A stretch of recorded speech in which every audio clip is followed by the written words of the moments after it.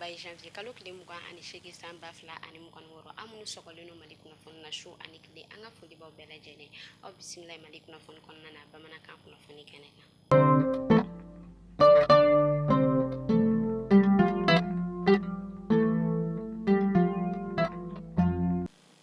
Kunnafoni daminɛna Banque confédérale pour l'investissement et le développement BCD AES a yirala k'a fɔ kunu tarata don janvier kalo tile 27 san 2026 kɔnɔna na olu bɔla ka ɲɔgɔn dalajɛ kɛ ni ministre min ni ale ka baara bɛnnen no sɔrɔko kunkan ko ma Aluseni Sanu ni ale sugantilen no k'a kɛ président du conseil des gouverneurs de l'AES olu bɔla ka fara ɲɔgɔn ka kɛ BCD AES ale yɛrɛ kɔnɔna na ka hakilina falenw kɛ banque ale baaraw bɛna kɛ cogo min na ani fɛn min yɛrɛ kɔni juru o bɛna don mɔgɔw la cogoya min na ani jamana ka ɲɛtaga kɛrɛnkɛrɛnnenya la AES jamanaw ka daminɛ Mali la Burkina ale ni Niger olu ka ɲɛtaga o bɛ se ka sabati cogoya min na. Alisa Ameto ministre de l'économie et des finances ale ka kunnafoniya kɔnɔna na Aluseni Sanu a bɛ wagati damadɔ bɔ kunnafoniya dɔ olu yɛrɛ kɔni carilen no bɔlɔlɔsiraw sanfɛ minnu b'a la k'a yira k'a fɔ AES ale yɛrɛ kɔni bɛna a ka wari ka o bɔ ani a ɲɔgɔnna caman a yirala k'a fɔ fɛn min ye ni kunnafoniya ye ni kunnafoniya in tɛ kunnafoni jɛlen fɛn min ye ministre ni ale ka baara bɛnnen no sɔrɔko kunkan ko ma Aluseni Sanu a bɔla ka communiqué ka o bila k'a yira k'a fɔ kunnafoniya min ni o yɛrɛ kɔni bɛ ala ka munumunu bɔlɔlɔsiraw sanfɛ ko kunnafoniya in tɛ kunnafoniya jɛlen ko olu yɛrɛ kɔni tile kelen ma bɔ ko ale yɛrɛ kɔni ma bɔ k'a fɔ maa si yɛrɛ kɔni ɲɛnɛ ko fɛn min ye AES wari ye ko o bɛna bɔ ko kunnafoniya in kɔni tɛ kunnafoniya jɛlen wa kangali ma da u yɛrɛ kɔni bɔla k'o kɛ o y'a yira k'a fɔ ni e maa o maa ni i nɔ minɛna nin kunnafoni kolon in yɛrɛ kɔni carili la ko ɲangini o bɛ ta k'a da i kan. Janvier kalo tile 26 ni o ye don ye don min ni ale sugantilen no k'a ɲɛsin douane maa o maa ni ale bɛ laɲɛnamaya diɲɛ fan 14 bɛɛ lajɛlen kɔnɔna na ka sanga ni o hokumu ye kunu tarata don janvier kalo tile 27 san 2026 kɔnɔna na fɛn min ye douane maaw ye olu yɛrɛ kɔni bɔla ka u ka fara ɲɔgɔn ka kɛ samakɔkaw olu fɛ yen nɔ ka ɲɛnajɛba ko o yɛrɛ kɔni kɛ ka ɲɛsin u ka maa minnu ni olu bɛna taa retraite la ma ka sanga ni douane maaw olu ka don laɲɛnamayali a yirala k'a fɔ ɲinɛta o sigila babu min kan sa o de buna adamadenw olu ka lakana o bɛ se ka sinsin cogo min na fo ka taa se douane olu yɛrɛ kɔni ka janto ɲɔgɔnna ma janto yɛrɛla ma a yirala k'a fɔ ɲinɛ san kɔnɔna na fɛn min yɛrɛ kɔni douane ma 61 olu de kɔni bɛna taa retraite la ka sanga ni o hokumu kɔnɔna ye fɛn min ye douane ɲɛmaa ye ale bɔla ka foli bila kɛ ka ɲɛsin nin ma ko fɔta ninnu ma ka sanga ni u ye wulikajɔ minnu kɛ u ka baaraw kɔnɔna na o tɛmɛnen a yirala k'a fɔ sefa wari 120 o de bɛna di nin ma ko fɔta ninnu ma u ka kunnafoniyaw la u y'a yira k'a fɔ nin wari ko fɔta min filɛ ni a bɛ ka di nin ma ko fɔta ninnu ma n'u bɛ ka taa retraite la ko wari in yɛrɛ kɔni bɔla olu ka cotisation de kɔni kɔnɔna na ko san o san u yɛrɛ kɔni bɛ nin lajɛrɛ in kɛ ka wari ta k'a di u ka retraitew yɛrɛ kɔni ma. Tɛnɛndon janvier kalo tile 26 san 2026 o tun ye don ye don min ni ale bolo dalen no ka ɲɛsin Inde jamana ma ni a yirala k'a fɔ olu ka yɛrɛma hɔrɔnya o ta ko 76 o tun ye o ye ka sanga ni o hokumu kɔnɔna ye an ka faaba la olu bɔla ka nin don kɔfɔta ye ale la ɲɛnamaya hôtel Radisson collection ale kɔnɔna na kɛnɛ min kɛla sababu ye ka ɲɛmaa caman ko o fara ɲɔgɔn kan kɛrɛnkɛrɛnnenya la lasigiden minnu bɛ an ka jamana kɔnɔna na olu bɛɛ lajɛlen tun bɛ kɛnɛ in kan fɔ ka taa se an ka ministre min ni ale ka baara bɛnnen no maliyɛnden minnu bɛ kɔ kan olu ka ko ɲɛnɛbɔli ma ale fɛnɛ tun bɛ kɛnɛ in kan kɛnɛ in yɛrɛ kɔni la ɲɛnamaya la ni maaw ye kɛrɛnkɛrɛnnenya la maa minnu ni olu bɛ tali kɛ l'union malien des aveugles ni olu kɔkɔrɔma donnen no madame Rose Bouzaïde ale fɛ olu ka maaw bɔla ka taa kɛnɛ in kan ale la ɲɛnamaya min bɛ tali kɛ u ka l'hymne national la u yɛrɛ kɔni bɔla ko o da u ka Inde kan ale kɔni na u bɔla ka kɛnɛ in la ɲɛnamaya ni u ka nisɔndiya baden ye.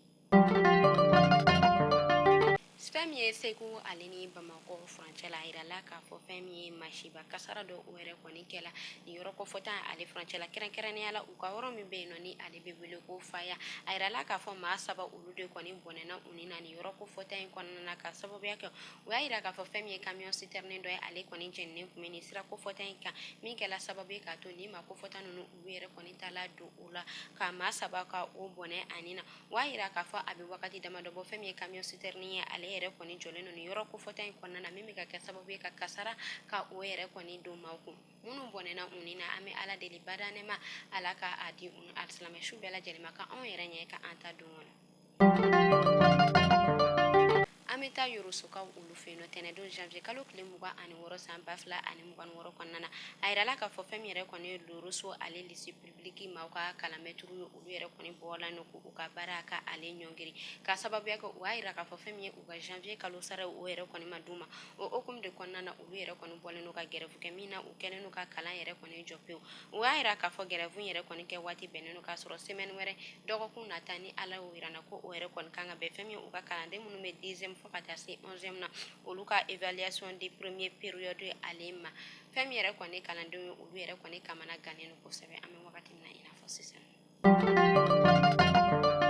Jawando service wulila deliko la ko kura ne ba ne fa e de sigilen bɛ ka i bolo fila da i sen kan terɛnko gɛlɛya ko hami b'i la o ta ka bɔ i la Jawando service ko k'a fɔ bɛɛ lajɛlen ɲɛna ko terɛn bɛ olu bolo cikɛni na terɛn ninnu ye 250 mètres carrés de sefa wari 600 ani 500 awɔ sefa wari 600 ani 500 frais de transfert fɛnɛ bɛ a la titre foncier de don titre individuel ni tɛ cikɛni na fɛ senu fɛnɛ bɛ yen nɔ sefa wari 800 o fɛnɛ ye 250 mètres carrés baramali masurunya la o t'a bɛɛ ye dɛ Jawando service bɛ ka so jɔlen bannen ni ka o di ma o ma cité F3 ye sefa wari 35 ani 5 a tɔ man ca bilen dɛ i boli joona i kana i sen ka ye Jawando service ale ka cité ale kunkankow la i mago bɛ terrain gansan na walima i mago bɛ so jɔlen bannen na Jawando service bɛ nin bɛɛ lajɛlen kɛ Jawando service ale dagayɔrɔ filɛ nin ye Sotiba 00223 79 09 48 48 Jawando service kalikan de don ko san 2026 in na denbaya kelen so kelen an bɛ taa direkaw olu fɛ yen nɔ kari don janvier kalo tile 25 san 2026 kɔnɔna na fɛn min yɛrɛ kɔni ye dire ale marabolo ye a yirala k'a fɔ kurun dafiri o yɛrɛ kɔni cayalen don kosɛbɛ o hukumu de kɔnɔna na a yirala k'a fɔ kurun dɔ ale yɛrɛ kɔni dafiri la dankan ni ale bɛ dire ale ye cercle fɛ o y'a yira k'a fɔ kurun yɛrɛ kɔni dafirilen maa min ni ale kɔni tun bɛ ka kurun yɛrɛ kɔni boli ko foyi kɔni ma kɛ ale la ga o y'a yira k'a fɔ maa 5 ɲɔgɔn kɔ ko olu yɛrɛ kɔni bala ka ɲini minnu kɔni ma ye fɔlɔ o y'a yira k'a fɔ kurun dafiri yɛrɛ kɔni kɛla sababu ye ka to fɛn min yɛrɛ kɔni ma 30 ani kɔ olu de kɔni bɔnɛna u ni na an bɛ ala deli alisa ala ka badanɛma di u bɛɛ lajɛlen ma ka anw yɛrɛ ɲɛ ka an ta don kɔnɔ an bɛ taa kɔkan kibaru la kɛrɛnkɛrɛnnenya la Burkina Faso a yirala k'a fɔ fɛn min ye Burkina Faso ale vista banga Burkina ani u ka jamana ka wulikajɔ kɔnɔna ye olu yɛrɛ kɔni bɔla ka wulikajɔ ba kɛ tarata don janvier kalo tile 27 san 2026 kɔnɔna na a yirala k'a fɔ fɛn min u ka premier ministre ye Talba Jean Emmanuel Ouedraogo ale bɔla ka taa fɛn min ye bisi 300 ani kɔ ɲɔgɔn ko o di u ka société de transport en commun Sotraco ale ma walasa fɛn min yɛrɛ kɔni jamana kɔnɔdenw ye olu ka taga ni ka segin bɛ se ka nɔgɔya cogoya min na kɛrɛnkɛrɛnnenya la fɛn min u ka kalandenw ye olu ka taga ni ka segin o bɛ se ka nɔgɔya cogoya min na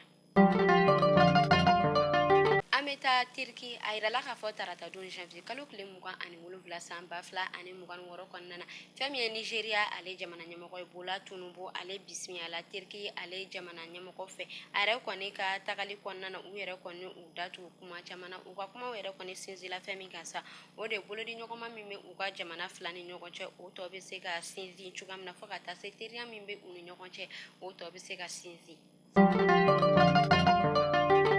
ka kunnafoniya kuncɛ an bɛ segin ka na an ka faba ale kɔnɔna na tɛnɛn don janvier kalo tile 26 san 2026 kɔnɔna na fɛn min ye conseil national du patronage malien ale bɔla ka kunnafoniya jɛnsɛn a yirala k'a fɔ u ka doyen min bɛ yen nɔ ni ale bɛ wele ko Soya Gwalifa ko Daba Masa ka wele sela ale ma tɛnɛn don janvier kalo tile 26 san 2026 kɔnɔna na fɛn min ye patronat maaw ye u bɔla ka foli bila ni tasi bila kɛ ka ɲɛsin banbatɔ ma an bɛ ala deli badanɛma ala ka a di ani alisamɛ su bɛɛ lajɛlen ma ka anw yɛrɛ ɲɛ ka an ta don kɔnɔ ni ne tun bɛ dansigi kɛ bi kunnafoni na an ka foli bɛ an lamɛnbagajɛkulu bɛɛ lajɛlen mali kɔnɔ fɔ mali kɔ kan aw k'an bɛɛ sini ni ala man ka jɔnya joona